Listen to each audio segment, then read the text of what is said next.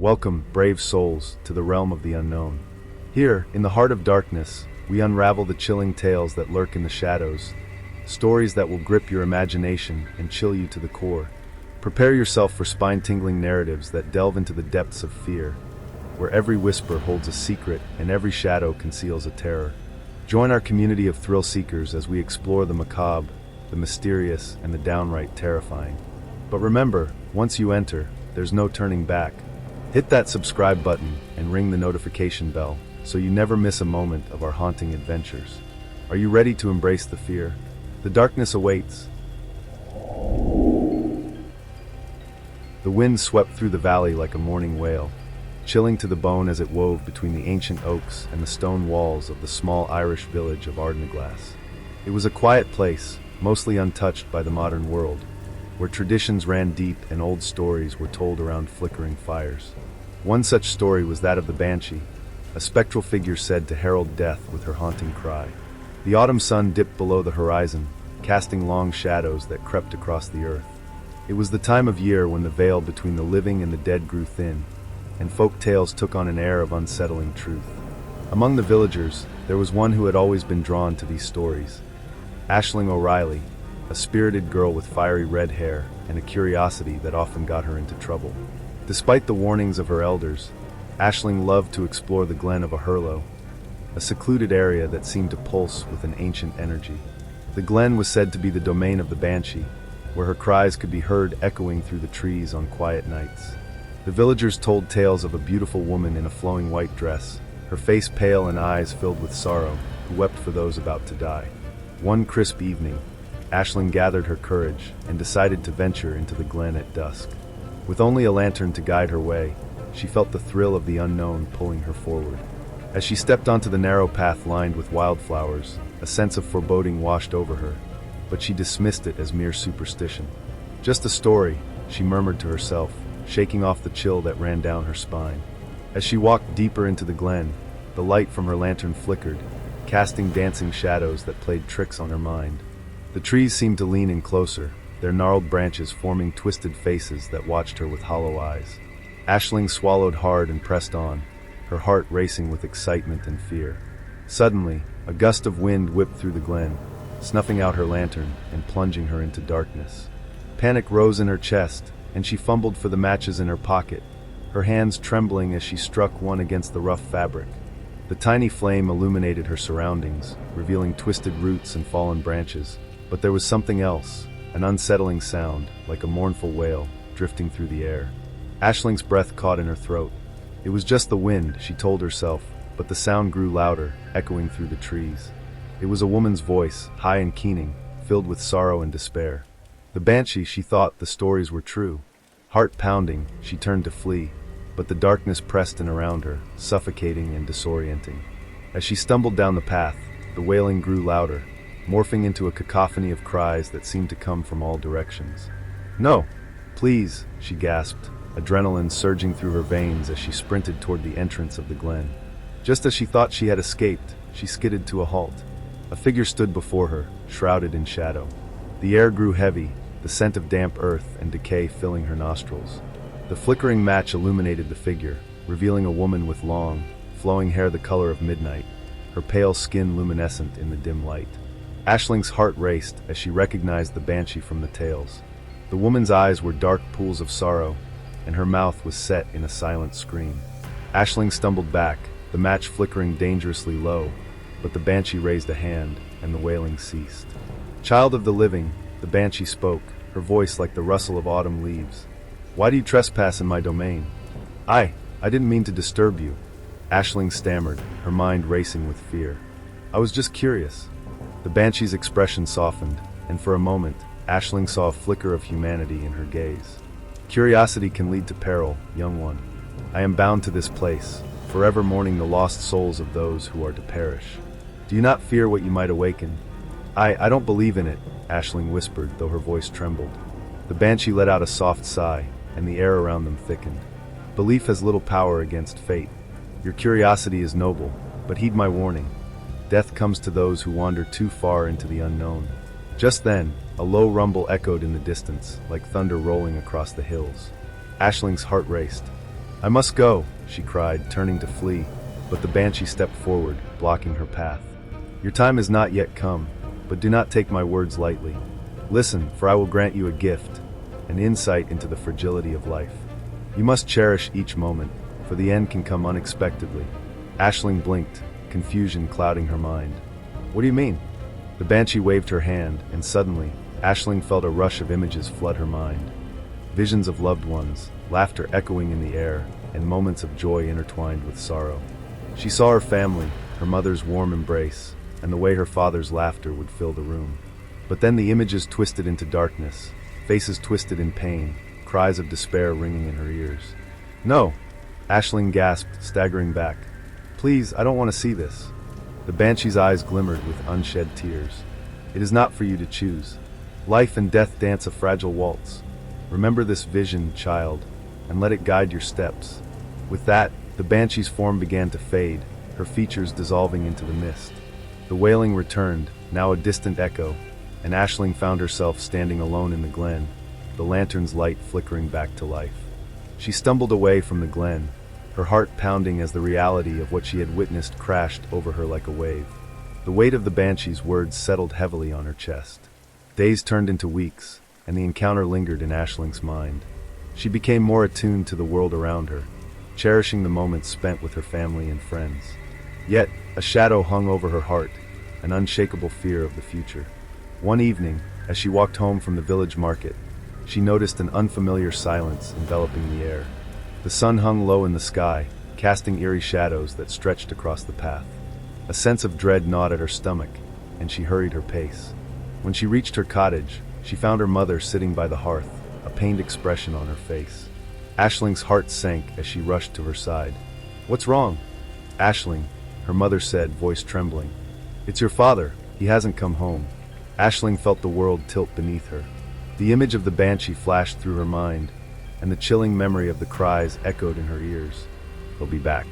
He must be delayed," she insisted, though doubt clawed at her throat. Hours turned into an agonizing night. The winds outside howled, and the rain pounded against the windows like a relentless specter. Aisling couldn't shake the feeling of impending doom that enveloped her. As dawn broke, her father's absence weighed heavily on her heart. She ventured into the village, her pulse racing with each step.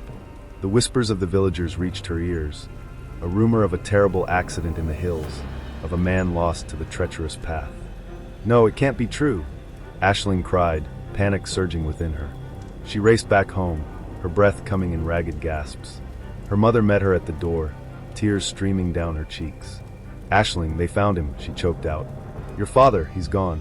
The words shattered Aisling's world, a hollow pain radiating from her chest. The Banshee's warning echoed in her mind, a haunting reminder of the fragility of life. She collapsed to the ground, grief consuming her as the reality set in. Days passed, and the village mourned. Aisling found herself lost in the depths of despair, consumed by guilt and unanswered questions. She couldn't escape the haunting memories of her father's laughter and warmth, now replaced by an emptiness that felt insurmountable. One evening, unable to bear the weight of her sorrow, Aisling returned to the glen. The trees loomed overhead, shrouded in mist, and the air was thick with an otherworldly energy. She stood at the entrance, her heart pounding as she recalled the Banshee's warning. "Show yourself!" Aisling cried into the darkness, her voice echoing through the trees. "I need to understand. Why did you show me my father's fate?" Silence enveloped her, and for a moment, she feared she was alone. Then, the familiar wail began to drift through the glen, chilling her to the bone. Aisling's heart raced as the figure materialized before her, the Banshee's presence tangible in the air. "You've returned, child of the living," the Banshee said, her voice soft yet filled with the weight of sorrow. "You seek answers. Why did you let him die?" Aisling demanded, her voice trembling with anger and grief. "You could have warned me." The Banshee's gaze was filled with a deep understanding. "I cannot alter the threads of fate. Your father's time had come, and I can only mourn those who are lost. But you must learn to embrace the gift of life he gave you." Aisling felt a wave of anguish wash over her, and tears streamed down her cheeks. "What am I supposed to do now? How can I move on?" The Banshee stepped closer, her eyes filled with an ancient wisdom. "To honor his memory, you must live fully. Each moment is precious. Cherish the laughter, the love, and the fleeting beauty of existence. Do not allow sorrow to consume you. As the Banshee spoke, Aisling felt a warmth enveloping her, a flicker of hope igniting within the depths of her despair. But it hurts, she whispered, her voice breaking. It will always hurt, the Banshee replied. But through that pain, you can find strength. Life and death are intertwined. It is in this cycle that we discover our true selves. The glen began to shimmer, the mist swirling around them. Aisling felt a sense of clarity wash over her as the Banshee's words sank deep into her heart. I understand, she murmured, her voice steadier now. I will remember him, and I will cherish every moment. With a sad smile, the Banshee nodded. Then my work here is done. Remember, child, your choices shape your destiny. Embrace life with all its beauty and sorrow. As the Banshee faded into the mist, Aisling felt a newfound strength coursing through her veins. The cries that once echoed in her ears transformed into whispers of hope.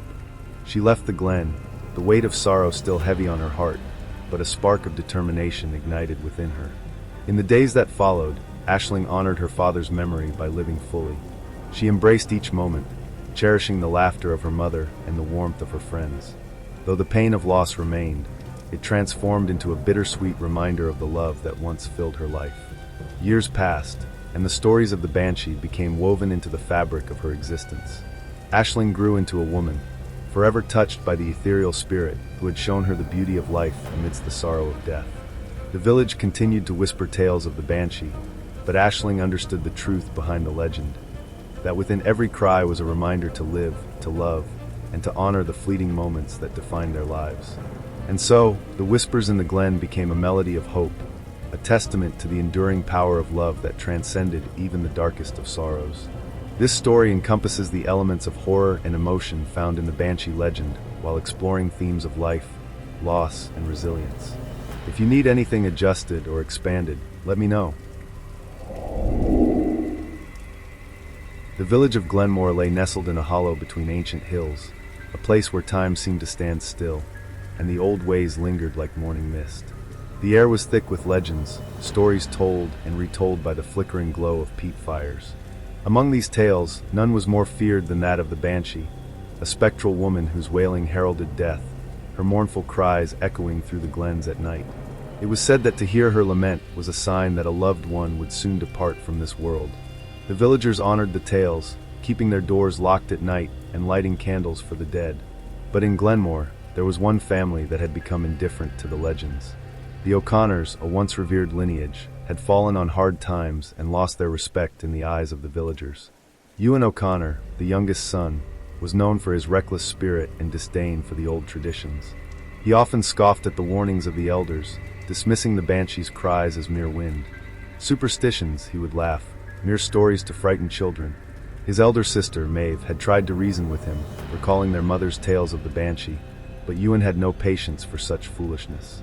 One evening, as the sun dipped low behind the hills, casting long shadows over the village, Ewan wandered through the misty fields, his laughter ringing through the quiet night. He felt invincible, untethered to the fears that bound the hearts of the villagers. As darkness fell, he made his way to the old stone circle, a place long abandoned, rumored to be where the Banshee once roamed. The stone circle stood tall and weathered, an ancient relic of a time when the village was steeped in magic and reverence. Ewan stepped inside, feeling the cool earth beneath his feet. If the Banshee is real, let her come, he taunted, his voice echoing against the stones. I am not afraid. At that moment, the wind shifted, and a chill washed over him. The laughter died in his throat, replaced by an uneasy feeling that crawled up his spine. As he turned to leave, a mournful wail pierced the night, a sound so raw and heart-wrenching that it seemed to pull at the very fabric of his being. It was the Banshee. "Stop it!" he shouted, forcing bravado into his voice, but the wail only grew louder, enveloping him like a shroud. He stumbled backward, terror gripping him as the sound filled the air with sorrow. "It's just the wind," he shouted, though he could feel the primal fear deep within him. The wailing ceased as abruptly as it had begun, leaving an unsettling silence in its wake. Ewan stood frozen, heart racing. "Just a trick of the mind," he muttered to himself, shaking his head as he backed away from the stones. But as he turned, he felt a presence behind him, a shadow that flickered at the edge of his vision. He whirled around, but there was nothing there.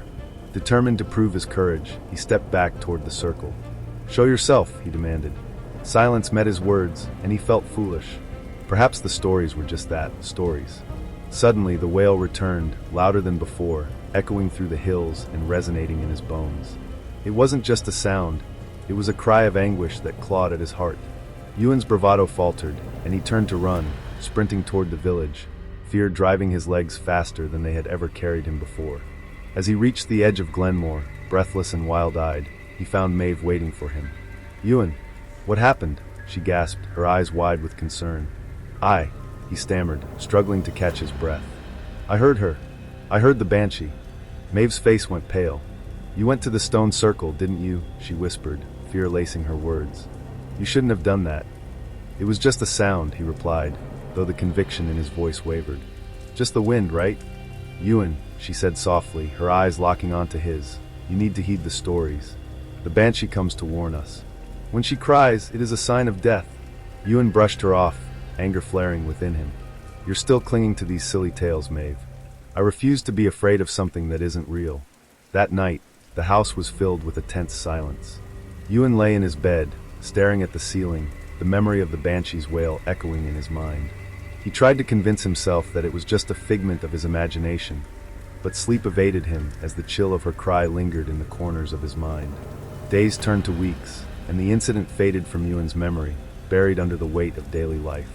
He worked alongside the villagers, laughing and drinking, confident that he had banished the shadow of fear that had haunted him that night.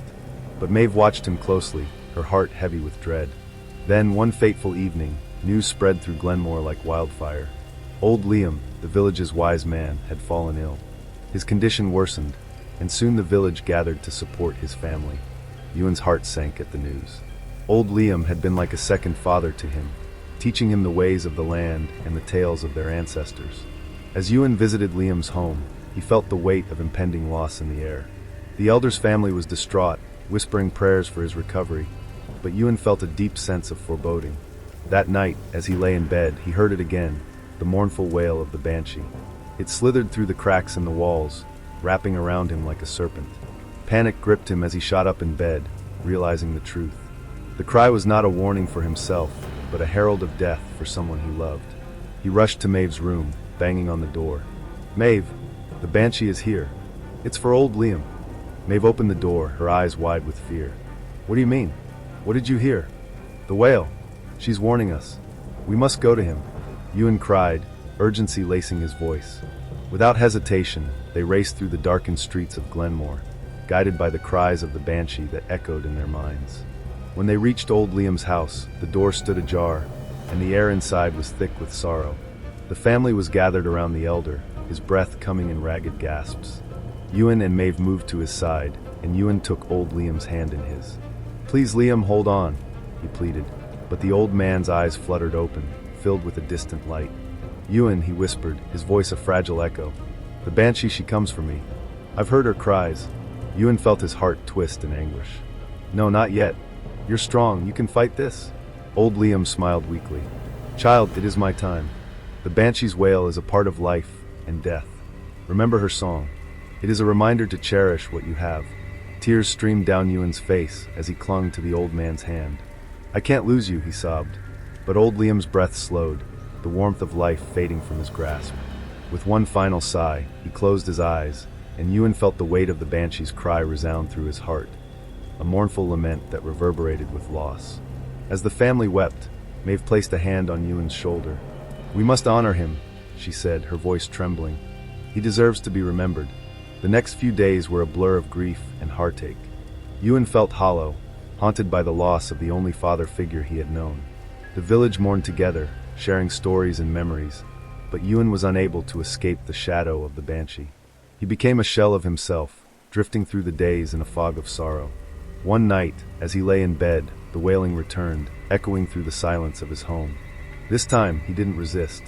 The sound filled him with a profound sadness, a connection to those who had departed. He rose from his bed and followed the cry, stepping into the night, compelled by the call of the Banshee. He wandered to the edge of the village, toward the stone circle, where it had all begun. The moon hung high above, casting an ethereal glow on the ancient stones.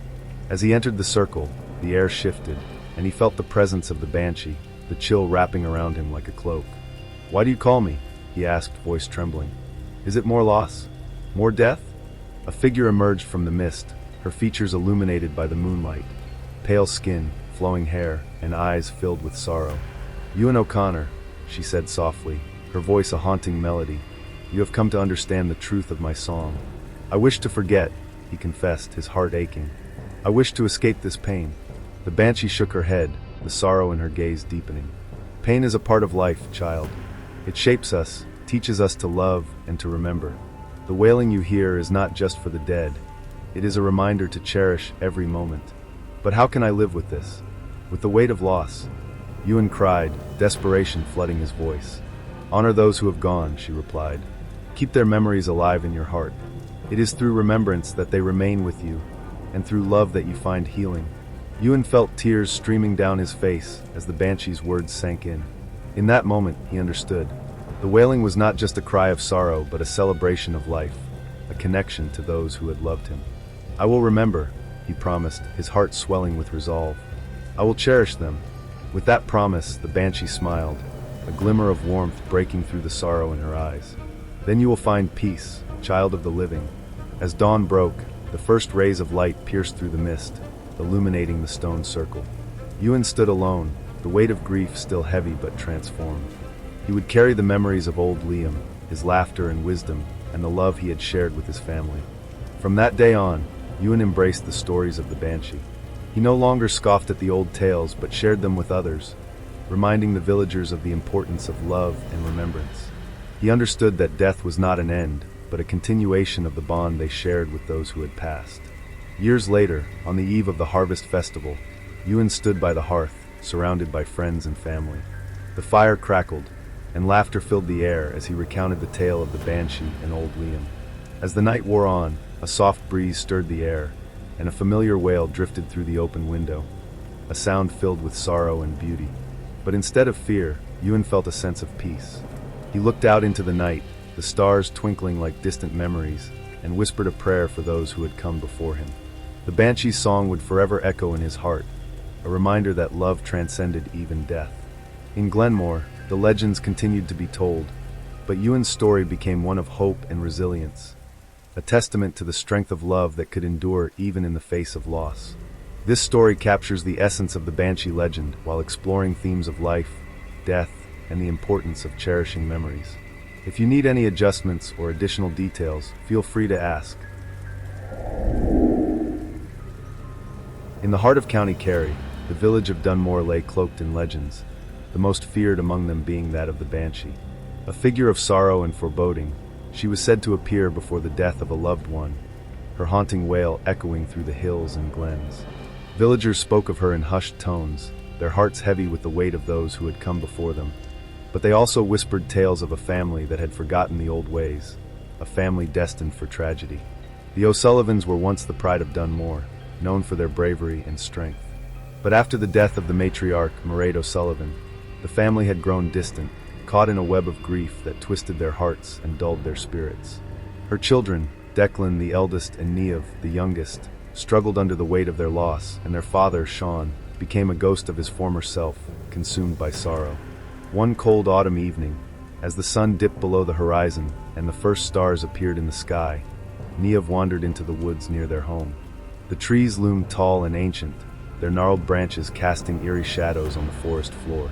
She felt a pull towards the depths of the woods, an inexplicable urge to seek solace among the trees, hoping to hear her mother's voice once more. As she ventured deeper into the woods, a thick fog rolled in, wrapping around her like a shroud. Niamh shivered, the dampness seeping into her bones. She paused, her heart racing as she listened to the stillness around her. It felt wrong, as if the world held its breath waiting. Suddenly, a mournful wail pierced the silence, slicing through the fog like a blade. It was the unmistakable cry of the Banshee, and it sent a chill racing down Niamh's spine. "No," she cried, her voice trembling. "It can't be. Not my family." Frantically, she turned to flee, the fog swirling around her, obscuring her path. She stumbled over roots and rocks, the sound of the Banshee's wail echoing in her ears, growing louder and more insistent. "Mairead," she shouted, desperate to call her mother back from the shadows. "Please don't take anyone else." As Niamh raced through the trees, she felt the presence of something behind her, a shadowy figure lurking just out of sight. Panic surged within her, urging her to run faster, but the ground seemed to shift beneath her feet, and she lost her footing, tumbling to the forest floor. The wailing stopped abruptly, leaving an unsettling silence in its wake. Niev lay there, gasping for breath, fear coursing through her veins. "Get up," she urged herself, shaking off the disorientation. But as she pushed herself to her feet, she heard it again, the soft rustle of leaves, the sound of something approaching. With a heart full of dread, she turned to face the noise, her pulse pounding in her ears. The fog thickened, swirling around her, and from its depths emerged a figure, tall and ethereal, draped in a cloak of mist. The Banshee stood before her, her face obscured, but her presence was overwhelming, a weight pressing down on Niev's chest. "Who are you?" Niev managed to croak, her voice barely above a whisper. "I am the harbinger of sorrow," the Banshee replied, her voice low and melodic, yet filled with anguish. "I come to mourn those who have been lost. Please," Niev begged, "don't take anyone else. My family has suffered enough."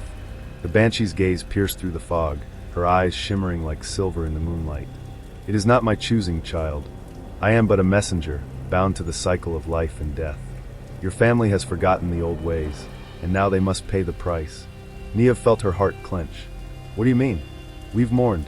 We've remembered." "Remembrance is not enough," the Banshee replied, her voice echoing through the trees. "Your family must honor the dead with more than tears. They must embrace the connection to those who have passed." With a wave of her hand, the Banshee conjured a vision in the fog, a swirling mist that took shape, revealing glimpses of her mother, Mairead, laughing and dancing, the warmth of her love radiating like sunlight. Niev's heart ached at the sight, tears streaming down her cheeks. "Mama," she cried out, reaching toward the apparition. But the vision faded, swallowed by the fog. "No! Come back! The path forward is fraught with pain," the Banshee intoned, her voice softening. "But it is through that pain that your family can find healing. They must remember you, Niev. They must not allow grief to consume them." "What must I do?" Niev asked, desperation clawing at her throat. "Tell me, please." "Return to them," the Banshee said. "Help them honor your mother's memory. They must gather together, share stories, and allow the light of her spirit to guide them. Only then will they be free from my wail." With those words, the Banshee began to fade, the mist swirling around her. "Do not fear me, child. Embrace the sorrow, for it is a part of life. Remember that love never truly dies."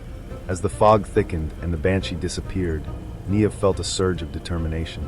She raced back through the woods, her heart pounding with purpose. The Banshee's warning echoed in her mind as she pushed through the trees, desperate to save her family from the grip of despair.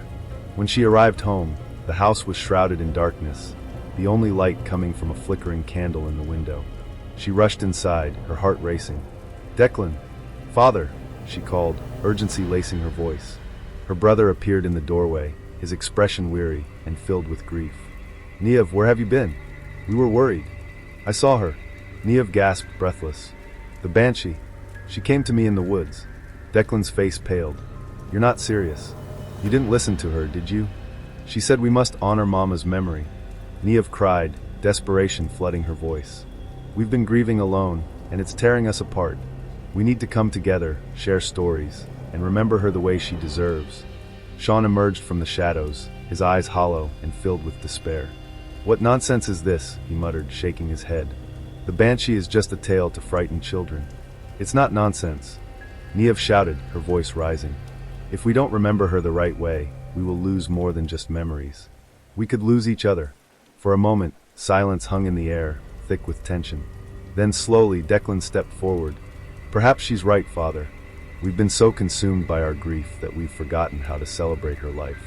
Sean's gaze softened, the walls he had built around his heart beginning to crack. "What do you suggest, Niev?" he asked, his voice weary. "We should gather here tomorrow evening," Niev said, her voice steadier now. "We'll light candles, share stories, and remember Mama in a way that honors her spirit." Declan nodded and Sean sighed, the weight of sorrow still heavy on his shoulders, but the flicker of hope ignited within him. "Very well," he said quietly. "We will do as you say." The next evening, the house was filled with warmth and light as Niev, Declan, and Sean gathered around the table, candles flickering in the dim light. The atmosphere was charged with emotion, and for the first time in months, they felt a sense of togetherness. Niev began to speak, her voice trembling but resolute. Mama loved to tell stories, she said, a smile breaking through her tears. Do you remember the one about the river spirit? She always said it was a lesson about finding joy in every moment. Declan chuckled softly, the sound warming the air. She would tell it every spring when the flowers bloomed. It made me believe that magic existed in the world. As they shared their memories, the weight of sorrow began to lift. Sean spoke of Mairead's laughter, the way it would fill their home like music, and Niamh recalled the evenings spent baking bread with her mother, the sweet scent wafting through the air. Hours passed as they laughed and cried, the flickering candles casting dancing shadows on the walls. In those moments, the bond of family began to mend, weaving together the threads of their hearts. But as the night deepened, a chill settled in the air, and the familiar wail of the Banshee drifted through the open window. The sound was mournful yet transformed, filled with a sense of peace. Do you hear her? Niamh whispered, her heart pounding. She's not here to take anyone else. She's here to guide us. Declan nodded, his eyes glistening with tears. She's telling us we did the right thing. We've honored Mama. Sean's expression softened as he listened, the echoes of grief giving way to a sense of understanding. I feel her presence with us, he murmured, the weight of despair lifting from his shoulders. As the wail faded into the night, the O'Sullivans sat in silence, the warmth of love enveloping them like a comforting embrace. They understood now that the Banshee was not a harbinger of doom, but a reminder of the connections that transcended death. Days turned into weeks, and the family continued to honor Mairead's memory, sharing stories and laughter. The Banshee's wail became a symbol of their love, a reminder that while loss was painful, it was also a part of life's tapestry. One evening, as Niamh walked through the woods near their home, she paused at the edge of the trees. The fog rolled in, but instead of fear, she felt a sense of calm. Thank you, she whispered to the night, for showing us the way. As the moon shone down, a gentle breeze rustled the leaves, and for a fleeting moment, Niamh felt a presence beside her, a warmth that wrapped around her like a mother's embrace. In that instant, she knew her mother's spirit would always be with her, guiding her through the shadows of life. Years later, the O'Sullivan family remained a fixture in Dunmore, their laughter and love echoing through the village. The Banshee, once a figure of dread, became a symbol of hope, reminding them that life was a delicate balance of joy and sorrow, and that love transcended even the darkest of nights. In the heart of the woods, the echoes of Mairead's laughter mingled with the whispers of the wind, creating a melody that would resonate through the generations. And as the villagers continued to tell the tale of the Banshee, they spoke of the O'Sullivans, not just as a family marked by loss, but as a family who learned to embrace the light within the darkness. This story explores themes of grief, remembrance, and the enduring nature of love, encapsulating the essence of the Banshee legend. If you'd like to make any changes, or if you have specific elements you want included, just let me know. In the secluded village of Kilbane, nestled between rolling hills and shadowy woods, the legend of the Banshee haunted the hearts of its inhabitants. It was said that the wail of the Banshee echoed through the valley before a death, warning of loss and sorrow to come. The villagers held their breath when the winds howled, fearful that the mournful cry would herald the end of a loved one. Amidst the whispers of the Banshee lived the Murphy family, known for their warmth and kindness. Thomas Murphy, a hard-working farmer, his wife Eileen, and their two children, Aisling and Liam, were the heart of the village. They welcomed neighbors into their home, sharing stories and laughter by the fire. Yet, beneath the surface, a shadow loomed. One bleak winter evening, the wind howled mercilessly, and snowflakes danced like phantoms in the air. Aisling, a bright-eyed girl of 13, sat by the fireplace, her fingers weaving together a scarf for her mother. The crackling flames cast flickering shadows on the walls, and she could hear her father singing softly in the kitchen, his voice filled with love. Suddenly, the wind shifted, and a chilling wail swept through the cracks of the old cottage. It was a sound filled with despair, a mournful cry that wrapped around Aisling like a shroud. Her heart raced as she exchanged glances with Liam, her younger brother, who had just come in from playing in the snow. "What was that?" Liam asked, his eyes wide with fear. "I don't know," Aisling whispered, her voice trembling. But it sounded like the Banshee. Their father's song faltered, and he rushed into the room, his face pale. "Stay close to me, children," he commanded, his voice firm but shaking. "The Banshee is near. We must keep the fire burning bright."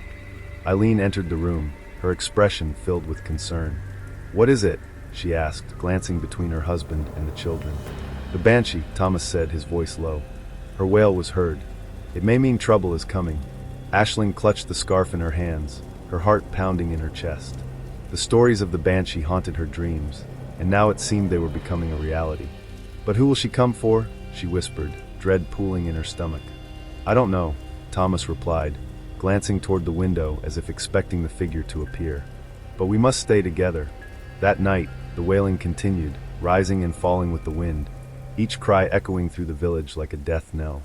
Aisling lay in bed, shivering under the covers, unable to close her eyes. The thought of the Banshee lurking outside filled her with dread. "Mama," she whispered into the darkness, "please keep us safe." As dawn broke, the wailing faded into a haunting silence. Aisling awoke to the sound of her parents talking in hushed tones. She slipped out of bed, her heart heavy with the fear that had gripped her the night before. "Do you think it's over?" she asked, rubbing the sleep from her eyes. Eileen looked at her with a forced smile, but Aisling could see the worry etched on her mother's face. "Yes, love. It was just the wind playing tricks on us," Eileen reassured her, but Aisling could tell she didn't truly believe it. Liam shuffled into the room, his hair tousled and eyes still heavy with sleep. "What did I miss?" he asked, yawning widely. "The Banshee was here," Aisling whispered, glancing at her parents. "What's a Banshee?" Liam asked innocently, blinking up at his sister. Before Aisling could respond, a knock echoed through the house, followed by the sound of footsteps on the porch. Thomas opened the door to find Seamus, their neighbor, his face pale and drawn. "Thomas, have you heard?" Seamus gasped, breathless with fear. "What is it?" Thomas asked, his heart sinking. "It's old Father O'Reilly. He's dead," Seamus said, his voice shaking. "Found him in his field this morning. They say the Banshee's wail was heard before dawn." Aisling felt her breath catch in her throat, a sense of dread flooding her. Father O'Reilly had been a kind man, always sharing stories of the past and offering blessings to those in need. The thought of his death sent chills through her. "God rest his soul," Eileen whispered, crossing herself. "We must go pay our respects." The news spread like wildfire through Kilbane, the villagers gathering to mourn the loss of Father O'Reilly. Aisling and Liam accompanied their parents to the church, the cold biting at their cheeks. As they walked, Aisling could feel the weight of grief hanging over the village like a heavy fog.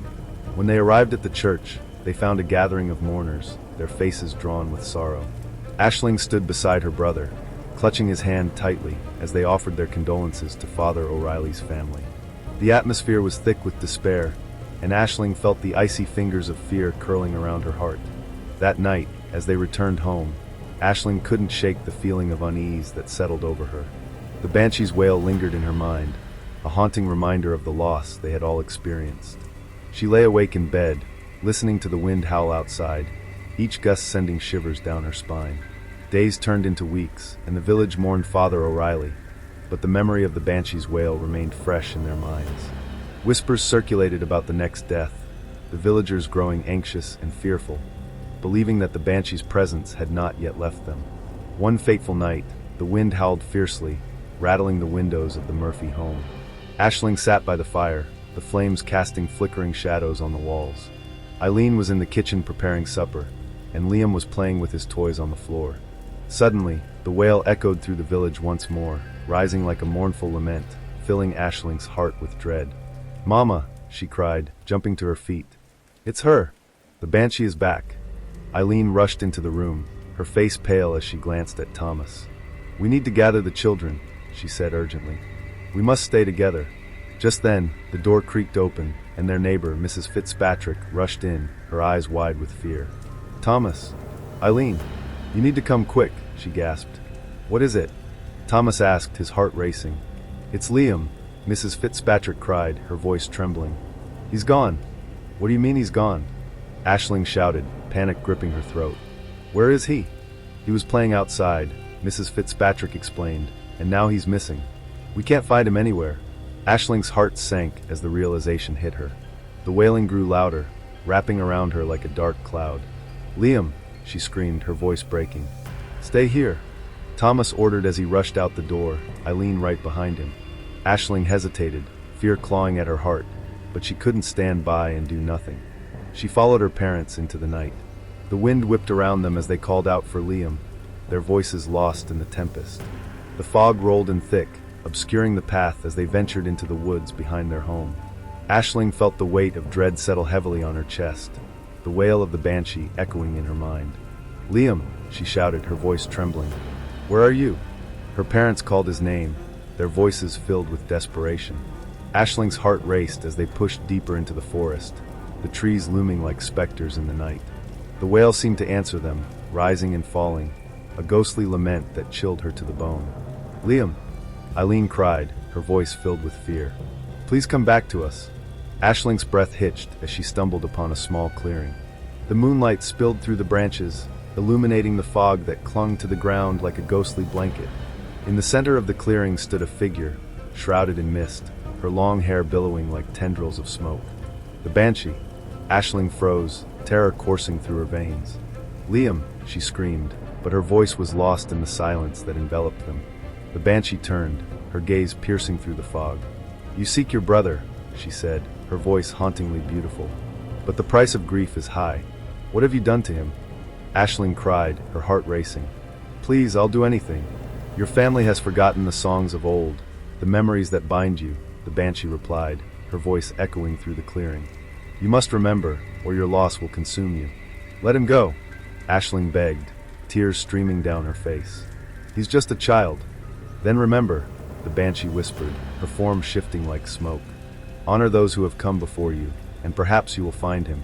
With that, the Banshee faded into the fog, leaving Aisling alone in the clearing, her heart pounding with fear. "Liam!" she cried, desperation flooding her voice. "Please come back." Just then, her parents rushed into the clearing, their faces pale with fear. "Aisling!" Thomas shouted, pulling her close. "Where is he?" "I don't know." Aisling sobbed, her heart aching. "The Banshee was here. She said we have to remember." Eileen knelt down, her eyes filled with sorrow.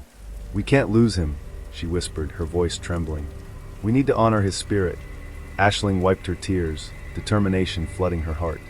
"We can remember Mama and all the people we've lost. We can sing the songs she taught us."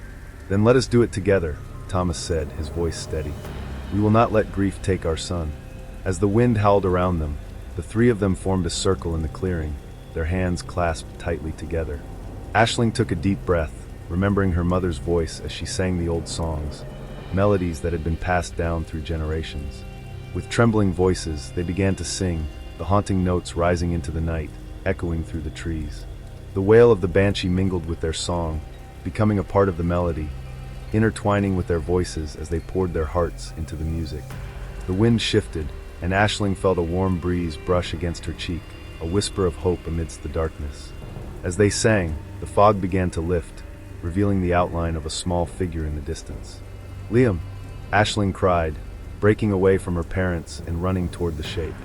Liam stood there, shivering but unharmed, his eyes wide with confusion. "Aisling!" he shouted, relief flooding his voice. Aisling rushed to him, wrapping her arms around him tightly. "Where were you?" she asked, tears streaming down her face. "I was playing," Liam said, bewildered. "I thought I heard you calling." Eileen knelt beside them, tears of joy shining in her eyes. "You scared us, little one," she cried, pulling him into her embrace. As the family held each other, the Banshee's wail echoed softly in the distance, a reminder of the sorrow that had brought them together. They had faced the darkness and emerged stronger, united in their love and memories. That night, the Murphys returned home, their hearts heavy with the weight of what they had faced, but filled with a renewed sense of purpose. They gathered by the fire, lighting candles for Father O'Reilly and all those they had lost, singing the songs of their ancestors until dawn broke over the horizon. As the first light of morning crept into the cottage, Aisling felt a sense of peace wash over her. The Banshee's presence lingered, no longer a harbinger of doom, but a reminder of the love that transcended even the deepest sorrow. In the years that followed, the legend of the Banshee remained a part of Kilbane, a cautionary tale passed down through generations. But for the Murphy family, it became a symbol of their strength, a testament to the bonds of love that could withstand the darkest of nights. And whenever the wind howled or the fog rolled in, they would gather together, sharing stories and songs, honoring the memories of those who had come before them, ensuring that their spirits would never be forgotten. This story explores themes of family, grief, and the enduring power of love, reflecting the essence of Banshee folklore while intertwining a narrative of hope and resilience. If you have any specific requests for adjustments or additional elements, feel free to let me know. The fog sat heavy and thick over the green hills of County Clare as Eamon drove, his fingers clenching the wheel tighter than necessary. Beside him, Siobhan was gazing out the window, her eyes bright with excitement.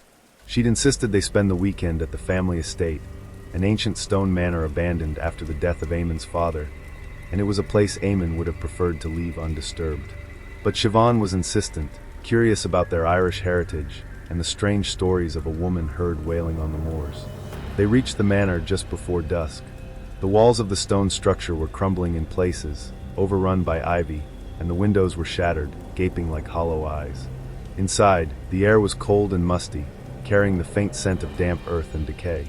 Siobhan shivered, though she brushed it off as Eamon ushered her inside, reluctant to linger in the looming twilight. "Remember," Eamon said, "we're here for one night only. Tomorrow we head back." As they settled in, Siobhan brought out a notebook, brimming with tales of Irish lore she jotted down over the years. "They say there's a banshee attached to our family," she whispered to Eamon that evening, a gleam of excitement mingling with trepidation in her eyes. Eamon dismissed it with a laugh, though his own laughter seemed oddly hollow in the vast, silent room. "Banshees are tales told to frighten children," he said, ignoring the uncomfortable twist in his stomach. But as the night deepened, something shifted in the air, a palpable, unspoken tension. Just after midnight, a low keening floated on the wind. Eamon paused, trying to place the source. The sound, distant yet chilling, slipped under doors and through walls. He wanted to dismiss it, yet his hands shook slightly as he closed the heavy drapes over the drafty windows. "Did you hear that?" Siobhan asked, her voice wavering. "Wind on the moor," he replied, though he did not believe it. The sound grew louder as the night wore on, threading itself through the manor's dark corridors, slipping between walls, closer with each passing hour. It was like a song, a mournful, bone-chilling tune that set their nerves on edge. Eamon lay awake, feeling as if the sound was calling specifically for him, its melody seeping into his mind and drawing out old memories he'd long buried. Finally, unable to bear the suspense, Eamon stepped into the hallway. A draft swept through the manor, cold and unnatural. It bore a faint scent of damp moss and bog water, and Eamon thought he caught a glimpse of white slipping past the edge of his vision, trailing like mist down the staircase. "Eamon," Siobhan whispered, appearing behind him. Her face was pale, her eyes wide with fear. "There's nothing there," he insisted. But when he looked again, the faintest outline of a woman seemed to linger at the edge of the shadows, a figure in white, her back turned as she descended the stairs, leaving behind an air heavy with sorrow. Driven by a force he could not explain, Eamon followed the figure, his heart pounding, his limbs cold as ice. The figure moved slowly, as if she were gliding. The mournful song grew louder, and he could almost make out words. Old Irish, a language he barely understood, yet instinctively recognized. They reached the cellar door, a place Eamon had never entered in all his years visiting the manor. The figure descended into the darkness below, and Eamon felt compelled to follow, despite the frigid cold seeping from the depths. Down in the cellar, the woman in white stood facing him. Her face was pale, translucent, her hair flowing like seaweed in water. Her eyes met his, deep pools of sorrow, reflecting centuries of suffering.